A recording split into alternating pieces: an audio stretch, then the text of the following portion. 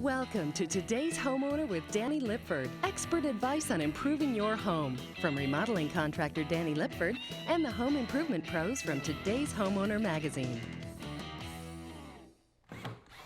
Hey, welcome to the show this week. You know, so many times when I'm talking with homeowners who have porches just like this that originally was built when the house was constructed, they all say the same thing. They would really use this space a lot more if it was heated and cooled.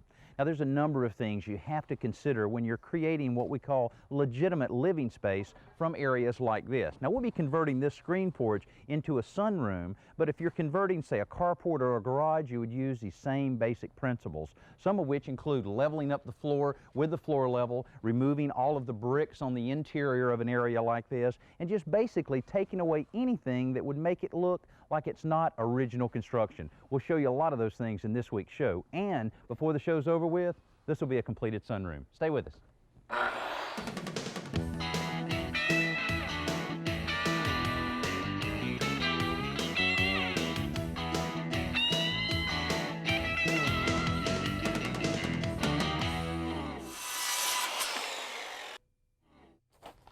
Welcome back. Now, the word around this job over the last few days has been demolition, because there's a lot of that's been going on, including the removal of the brick veneer off of all of these walls.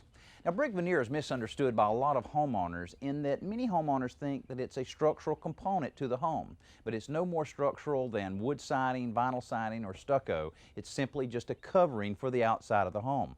Now, we remove the veneer for several reasons. One, I feel better when I'm able to nail my drywall or my paneling directly to the studs of the home, just like any other wall in the home. We'll also remove all of this house wrap and the windows a little bit later. We're leaving it up right now to prevent any of the dust from getting in the home or any of the conditioned air from getting out of the home. We'll remove it a little bit later after all of the new walls have been installed. Now, also, by removing the brick veneer, you pick up a little extra living area.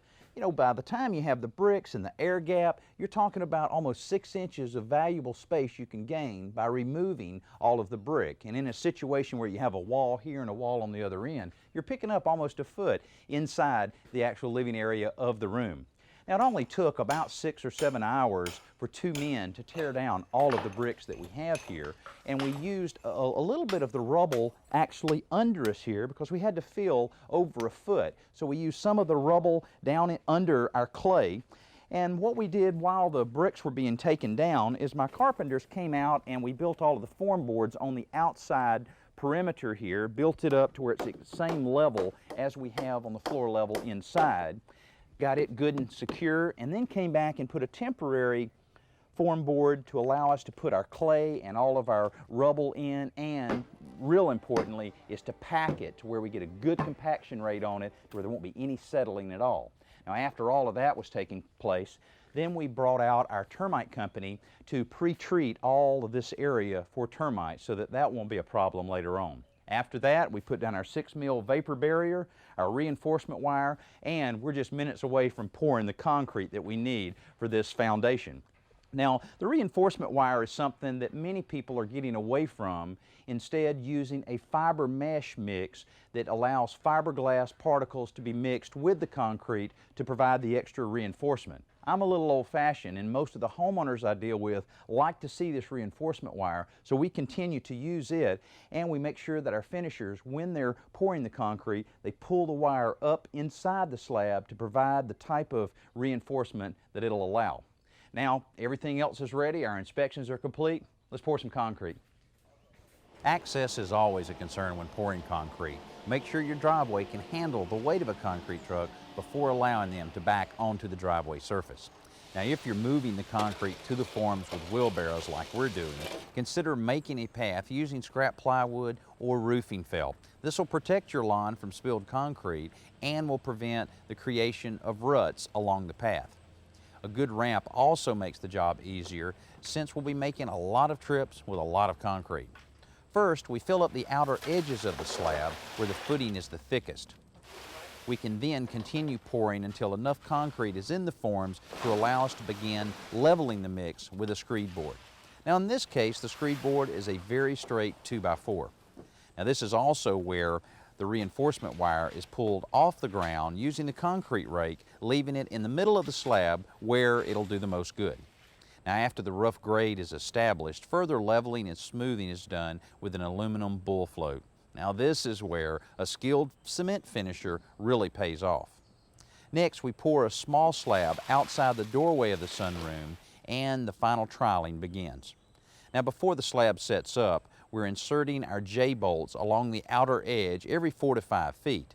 These will secure the new wall to the slab. Now, while the concrete sets, let's look at this week's simple solution. Get ready to review your fix-it list as Danny and today's Homeowner Magazine repair and maintenance editor Joe Truini show you this week's simple solution. Brought to you by Dodge. Now, with woodworking projects around your house, you can never have too many clamps.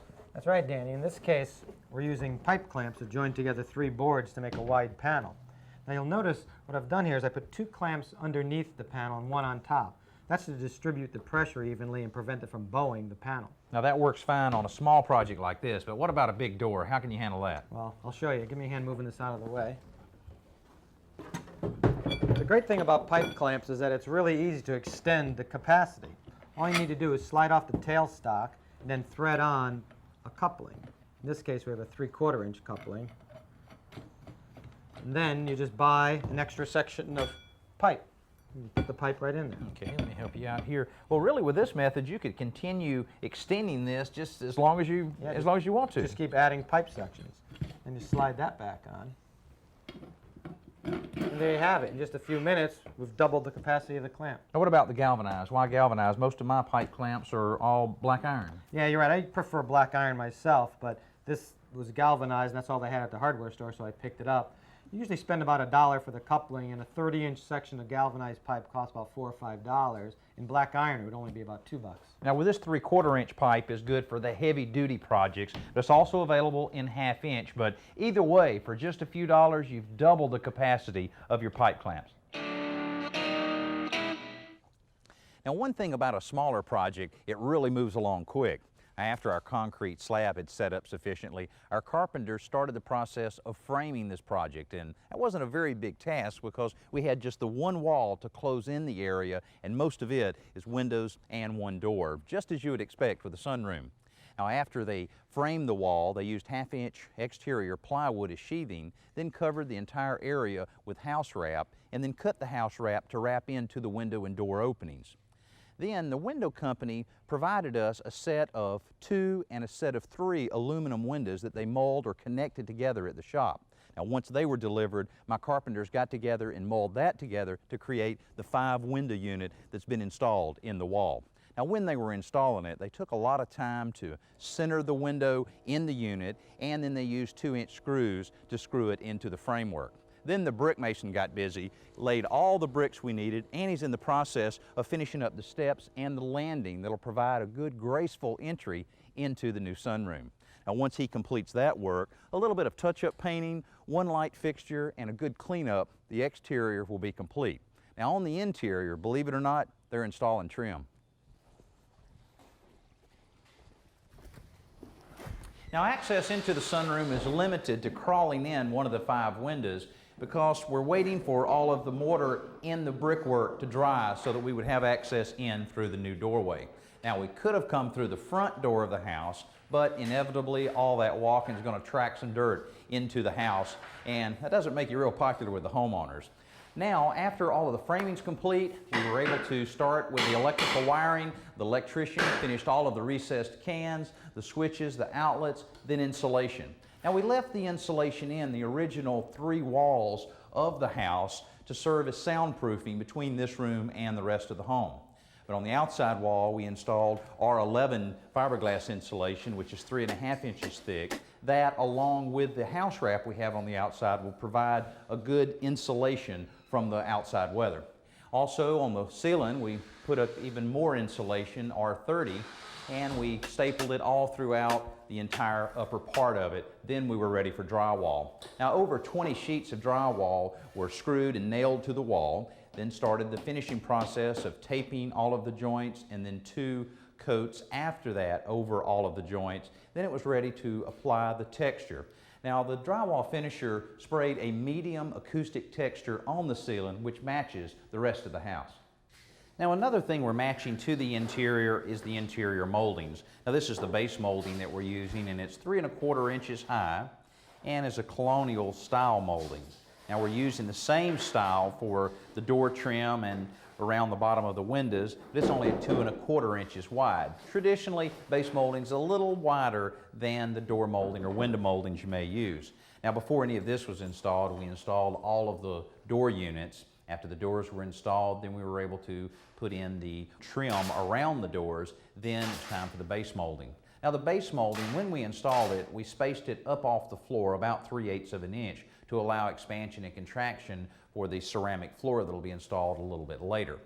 Now most of the doors went in very easy. Didn't really take a whole lot of time to do that, but the units behind us did take a little while, because we hung most of the drywall and left the original aluminum windows in place so that we could insulate the homeowners from any of the dust and some of the noise that you'll have with a project like this.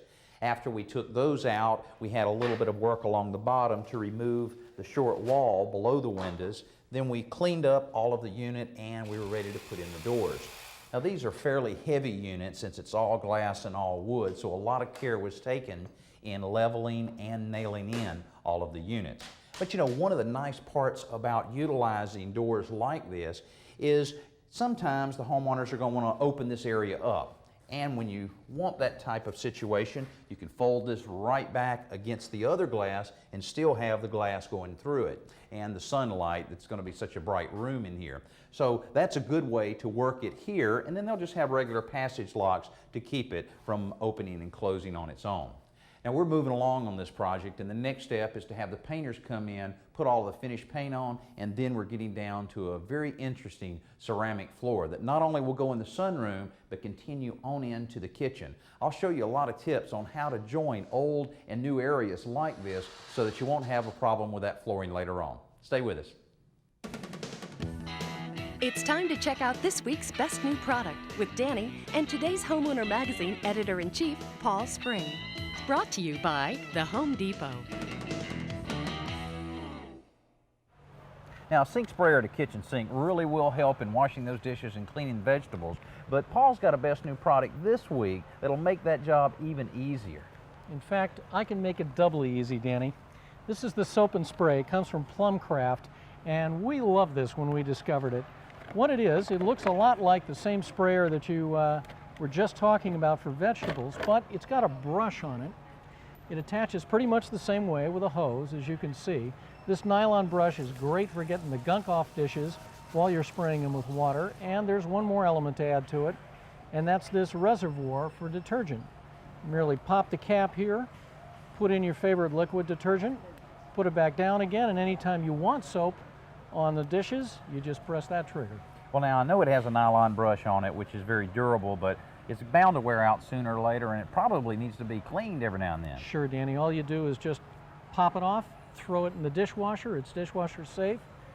Put it right back on again, or there are replacements as well. In fact, both the nylon brush is available and a Scotch-Brite pad.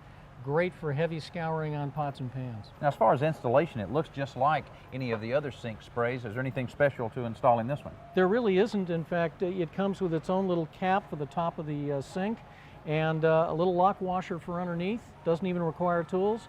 Put it together and you're done. Hey, this is great. And if you're the one that's stuck around your house doing the dishes, this will make your job a little easier.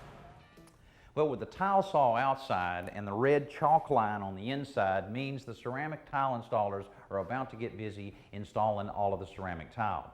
Now, before they're able to install the tile, they've had to do quite a bit of floor prep, get everything ready to receive the tile. Now, here's one of the areas they really concentrated a lot of their efforts on, and this is one of the most important transitions between the new concrete and the original slab on the house. Now, the reason this is so important is the new concrete will expand and contract a little bit of a different rate than what the existing house is doing, so inevitably there would be a crack where the two slabs meet.